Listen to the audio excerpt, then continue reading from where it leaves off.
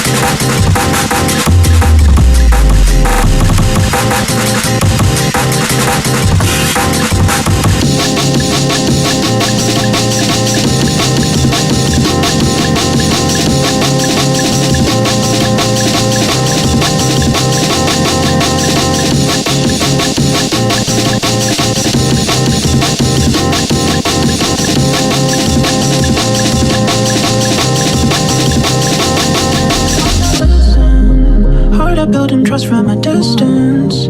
I think we should rule out commitment for now, cause we're falling apart.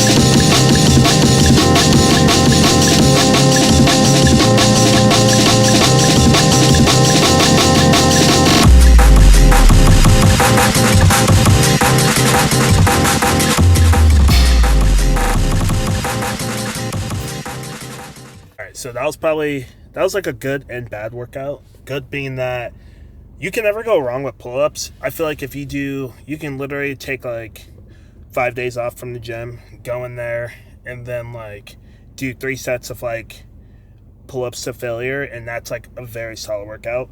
And I think that's what made my workout like pretty solid today. Like I feel drained. I feel like I was actually working. Other than like I didn't do any compound movements just because it's been like 3 days since I actually like lifted. I'm just super exhausted. I'm just glad I went in and actually did something rather than just like take a 4th day off, which like I got a month off, which is pretty cool. But like I feel like I got no time to waste. But obviously like my family comes first and everything, so that's another reason why like I'm grinding this too. So yeah.